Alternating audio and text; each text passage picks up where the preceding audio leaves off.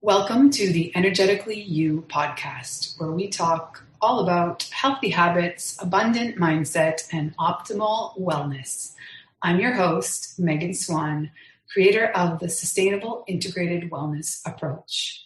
This podcast is for ambitious women who are looking to level up their energy so that they can feel happier and more productive throughout their day in all of their projects and passions. Inside, we are going to be talking about ways to truly tune into our minds and bodies in new ways to leverage our natural energy sources. Today, I had the privilege to interview my good friend and fellow sugar detox expert, Lily Sokolov, in particular about how she lost 45 pounds doing sugar detoxes, and in turn came to be a health coach at the Institute of Integrated Nutrition, where we studied together. Lily is a yogi, a fitness junkie, a mom of a 5.5-year-old boy. She is Russian-born, a proud Canadian living in Georgia, United States. Lily is 39 years old and has never felt better or happier than ever. Quitting sugar 5 years ago and losing 45 pounds really changed her life. You can find her at Lily_and_life, which we'll have in the episode notes. So let's dive in.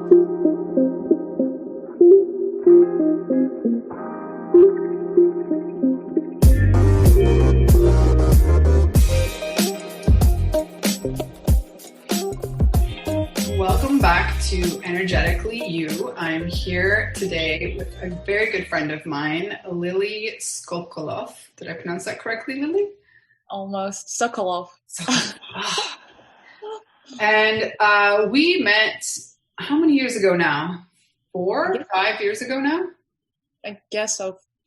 3 years ago. We actually met in a Facebook group because we were both studying to be health coaches with IIN, and we happened to be in the same cohort. We were both doing it in November of 2017, it seems to me, but don't quote me on that. Anyway, she is here today to share one of her many incredible stories. Today we're going to be focusing on what initially we shared a lot of, which was a passion for getting sugar, or at least refined sugars, out of our diet. She has really inspired me and was the reason that I started focusing on that at the time as well. But let's hear from her. Let's go back to, how did you come to be studying for a health coach? Thank you for the question. Thank you for having me at this podcast. I'm so excited.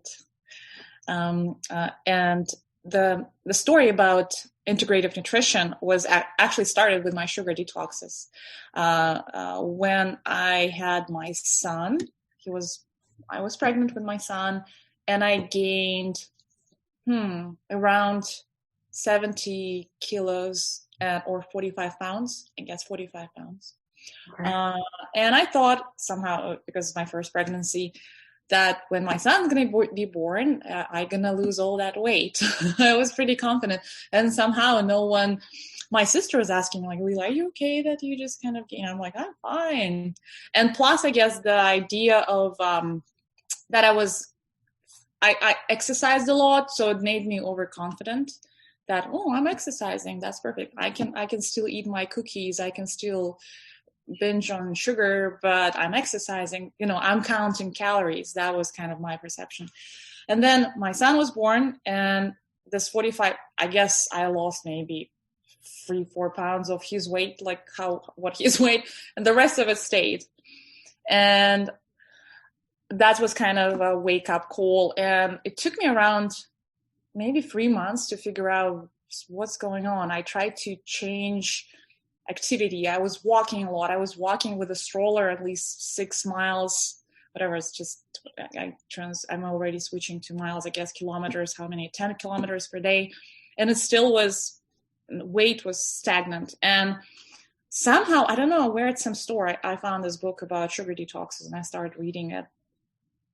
And it's kind of like, oh, it makes sense. The way, the simplicity, how she explained it. What's her name? 21. Sarah Wilson or the other girl? No, 21 Sugar Detox. She was one of with Sarah, I guess, the pioneer of sugar message. And that's where for me, I read it and I'm like, okay, I'm going to try to do it. And and I was a little bit selfish. I just announced it on Facebook and said, kind of making everyone accountable around me, and said, guys, I'm going to try to do 21-day sugar detox. I'm going to keep you posted. I'm going to write every day how I feel. And I guess this accountability forced me to not quit. And plus, lots of people started writing back to me and like, Lily, can we join you? I know, of course, just let's do it together. Let's not. And at that moment, what I did, I quit all sweets because I realized every time I wake up, I have a cookie, and I'm still, again, like, I'm going to share later, like, I'm not against sweets now, but at that time I was eating it so much. So I had to switch to something else. And so what happened, then I quit sugar, 21 days, the hardest 21 days ever. Then I started. How old was your son at that point? He was 4 months. And then I started doing it on a regular basis, and I lost his 45 pounds in, I guess, in 8-9 months. Since when he was born. When he was 9 months, I was already back to my pre-birth weight. Pre-pregnancy weight. And that's I guess that was really inspiring, because I was keep doing them and keep announcing on Facebook, and just, guys, who wants to do it with me? Okay, let's do it together. And that's kind of created this fun environment. Oh, we're all doing it together. And plus I saw the result, and that's where I realized it's actually 80% of what we eat is important. I always thought it's 80% of exercise and 20% what we eat. It's quite opposite. It's 80% what you eat, 20% exercise is just to boost some endorphins, dopamine, but the rest of it is just, we can dance, and that's going to be enough. So I guess that's basically in short the story about my 45 pounds. And since then, the story, because the question was why integrative nutrition.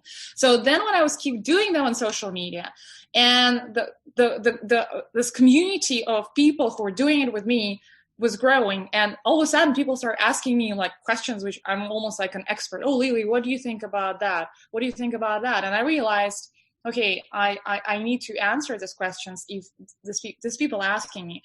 And I realized I lack this knowledge. I have zero knowledge on nutrition. And that's where I was searching for integrative nutrition. I found them. It sounded perfect for me because it was online, just with one conference. And that's how I registered for it. And I loved it. It was life-changing experience. It was so awesome. All this information, right? You know that in terms of all modules and so much inspiring information. That's I guess my story of integrative nutrition. Yeah, I don't know if it was Joshua who always said, or I have it in my mind, like, very clear, you cannot outrun the fork. Like, it doesn't work. And one of the ways that was maybe most reaffirmed for me was when I started running half marathons, even like, just based on my iWatch, the amount of calories I would burn in a half marathon was still less than I would eat in a day, right? And it's like, no one's running 2 hours a day. Mm-hmm. Like, you would have to just be constantly exercising and also it's not calculating that the body does need some calories just to maintain itself, but it's more about the quality of the food. So do you want to talk to us about sort of what were the rules in these 21-day sugar detoxes? What were the basic parameters? So what I realized, I guess the key now, it's more to listen to my body and it was actually quite strict. It was no dairy as well, and no flour, any white flour products, no alcohol, no sugar, and something else. And so through that, through eliminating all these products, I realized like the biggest result, which I see for sure, if I going back to that sometimes, was like cheat days, is the kind of you become like puffy. Like, I don't know, the face becomes heavier. It's everything. Even though you can stand on a scale and it's still the same weight, you kind of see yourself, you retain more water. And when you just keep that, you're listening to your body and just, okay, I don't feel like dairy works with me today or in general. And you start eliminating that. It's like listening to exactly what your body absorbs and craving for. Then you just look in the mirror. It's just like, oh, it's just like you just look at least like 10 years younger, at least in your mind. That's how I felt. And I guess definitely through that 21-day sugar detox, I realized that definitely dairy is not for me. I guess it's genetically as well, because that's what we're studying, right? And integrative nutrition. Just listen to your ancestors, listen to your body. For me, my ancestors never had cow's milk products ever from both sides, my parents. So if I go for dairy, it's only goat's milk. And the biggest thing is also white flour. I still eat it sometimes. That's why I guess two main things which I realize really don't work with me, plus alcohol for sure. But now what I came up with when I was doing, I strongly recommend to anyone with Megan, you doing this awesome detoxes, definitely do it. It's just gonna really help to,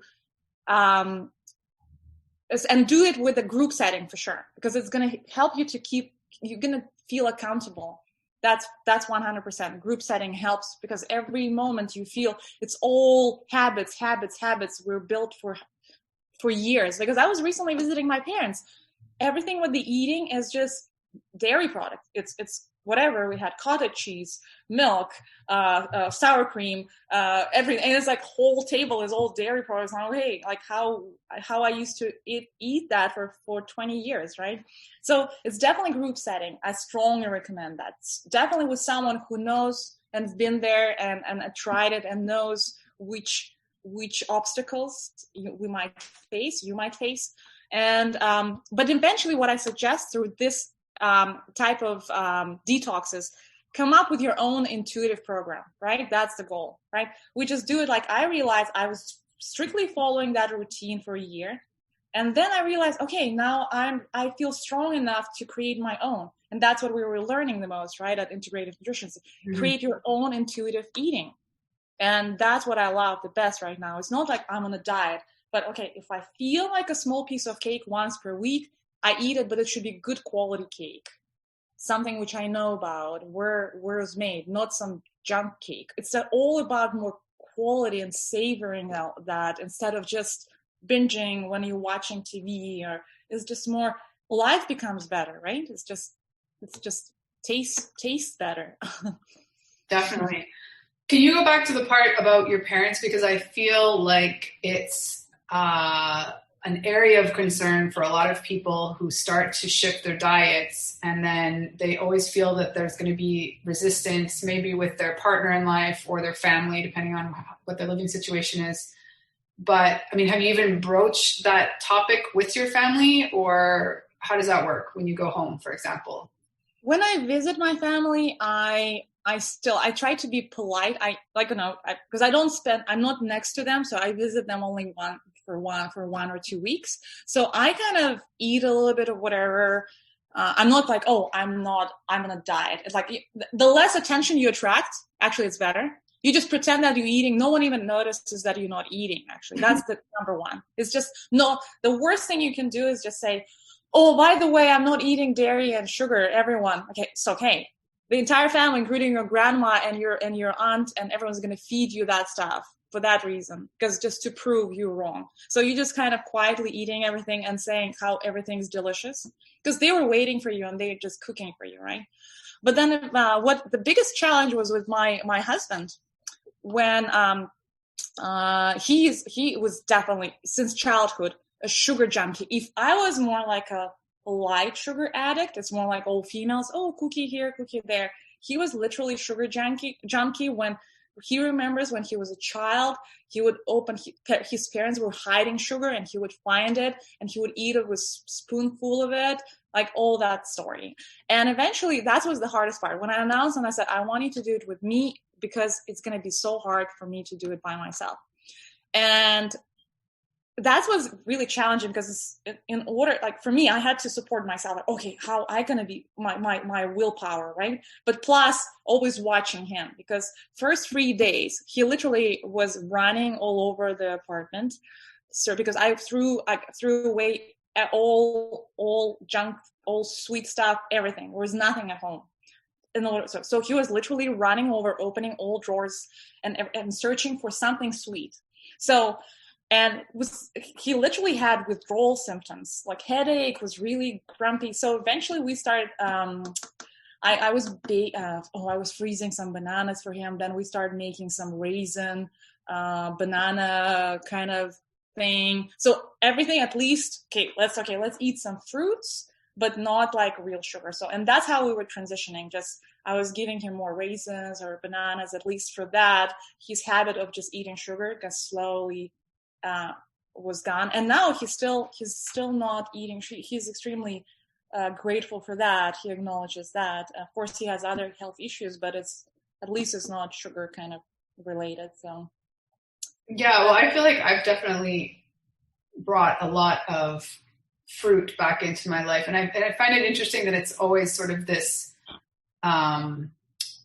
quote unquote controversy in the health world as to how much fruit we should eat. And, I really think oftentimes those are the same people. They're like, oh no, you can't, like, counting how many dates they're eating or how many bananas, but then they're having like a processed 100-calorie piece of crap, let's face it, chocolate bar or a power bar or something like that, because they're craving the sweet, right? So I always go back to exactly what you said, look for it in nature, have more fruit, at least while you're transitioning, like you need to have, and I believe I remember correctly in I Quit Sugar, which is by Sarah Wilson, she had you leaning quite a bit on dairy. And I find that for me, I put it in the same category. Like you say, I feel like when I eat dairy, I don't find so much the inflammation, but I feel it in like indigestion.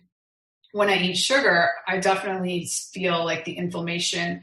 And I feel like people that drink a lot, that's a really common side effect, is there's like kind of this low level red inflammation, and you don't notice you have it until you do these detoxes and you see what you look like without that. Like it's so subtle that it's not, you just get used to looking that way, I think. I don't know. Have you had any experiences with other people that were in those groups, sort of realizations that they made?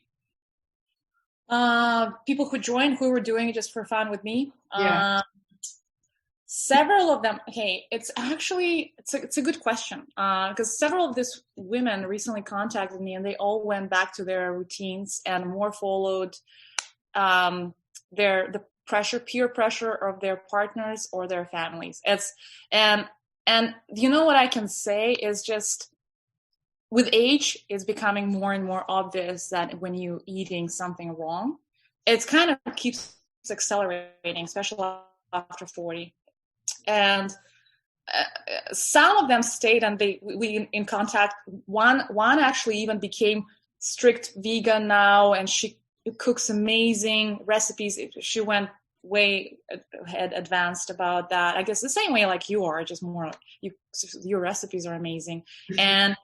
And so, but it's only out of some percentage, I guess, like at least 40% stay, and with that habit, 60% go back to their old routine. And I really suggest just stay with your goal. Don't be distracted. Don't listen to anyone. Just if you decided to do it, that's your game plan, and just do it. And try to change, instead of following the peer pressure, right? The group, just try to create your own routine and show them that it actually works.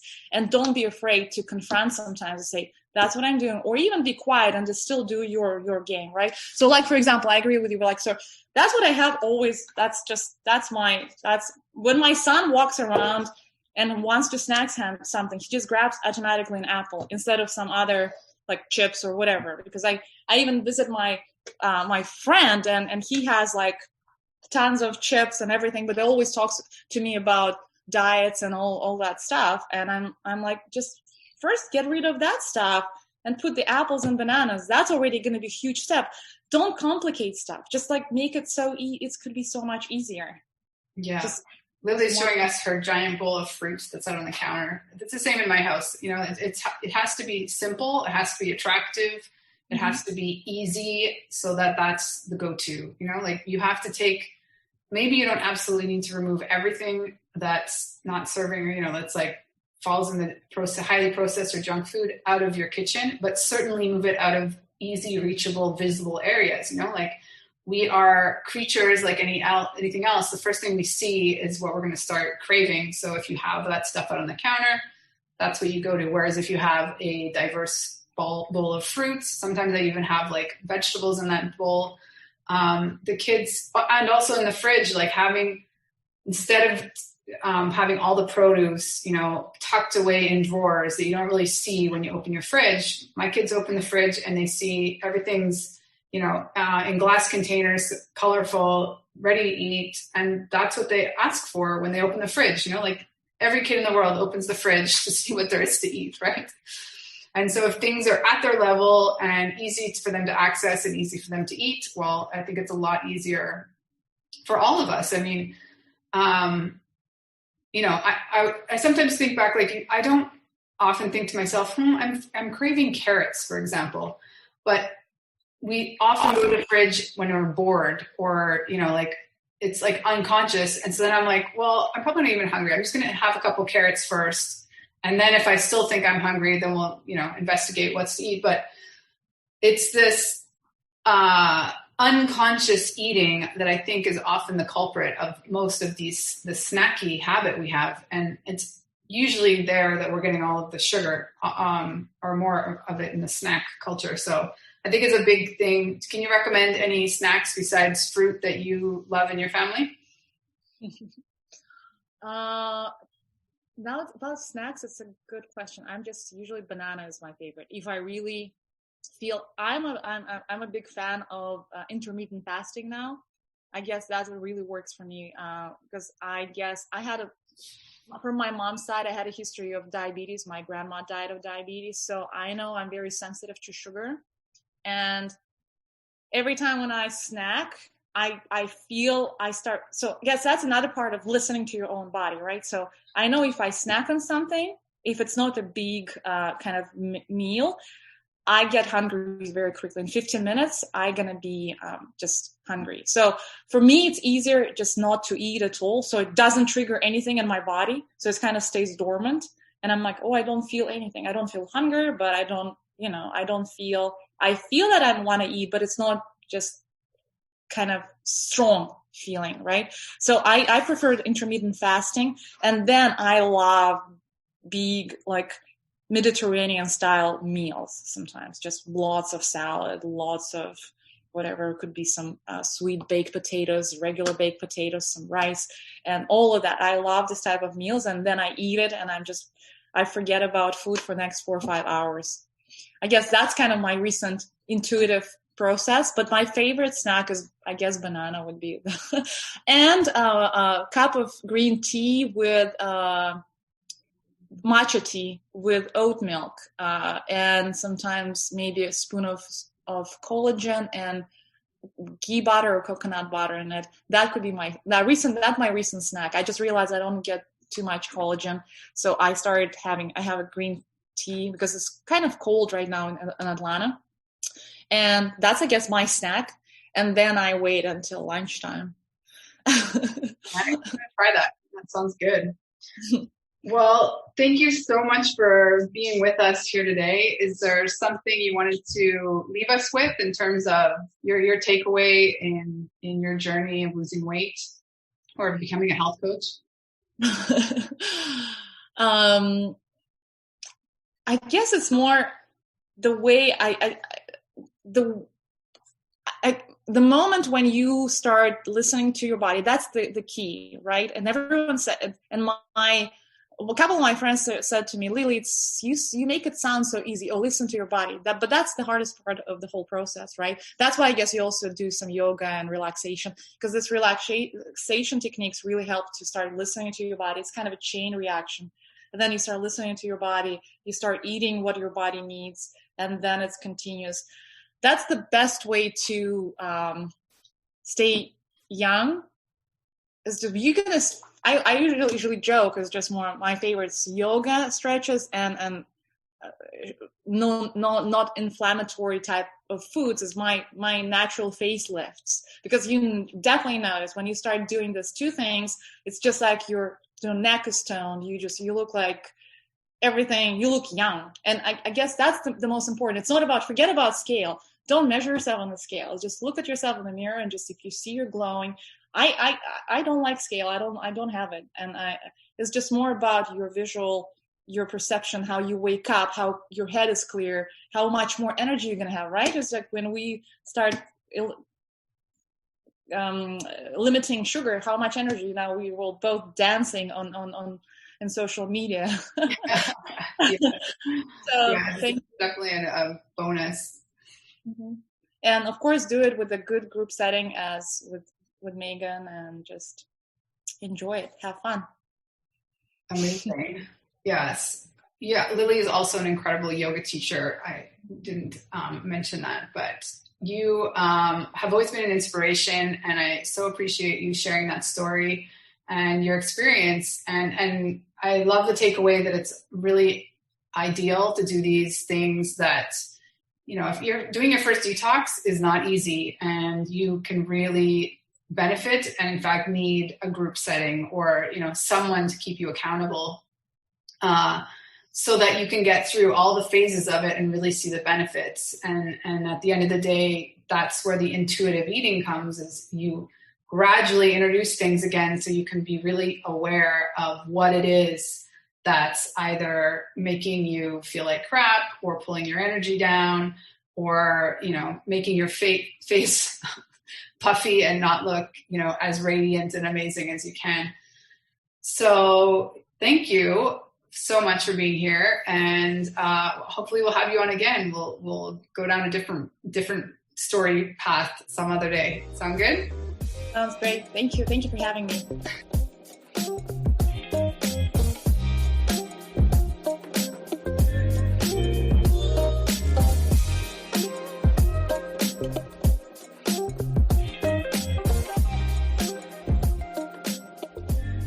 Thank you so much for listening to Energetically You. I hope that this episode has helped you to tune into your natural energy sources so that you feel more energized and focused throughout your day. If you enjoyed the episode, please take a second to rate and review. Each review helps us to help more ambitious women just like you accomplish their goals.